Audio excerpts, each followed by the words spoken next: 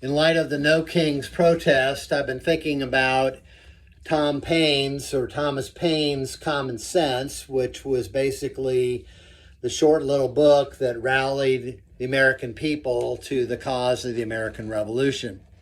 It's interesting that John Adams was kind of grousing a bit because when this book came out, and it was a massive bestseller because Adams had been articulating the same kind of arguments. But what Adams didn't understand is that his very sophisticated, highbrow arguments were not going to connect with the masses. But Paine knew how to bring the cookies to a lower shelf. Now, Paine was a skeptic, and that's what makes interesting this particular argument that he uses about no kings. So Paine wrote, of course, Age of Reason, where he just debunks the Bible having any kind of binding authority. It's not true. It's full of errors, that sort of thing. But Paine knew, shrewdly he knew, that America is full of Protestants who highly revere the Bible.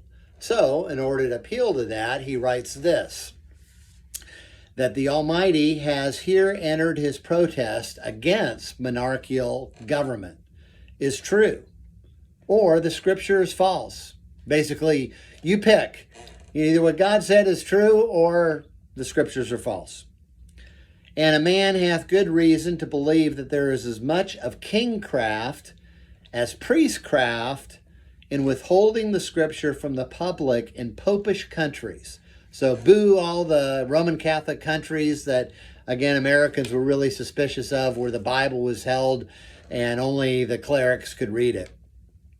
For monarchy in every instance is the popery of government. So you get kind of a 1-2 punch there against the papacy and against monarchical governments.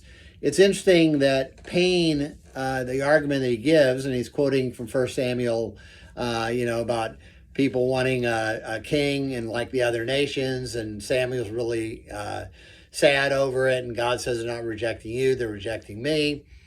Paine largely gets that, correct. He really cites what is significant there. But what is interesting is he appealed to Americans using Israel as an example, as if the American situation is seamless with Israel, which is another whole can of worms interpretively.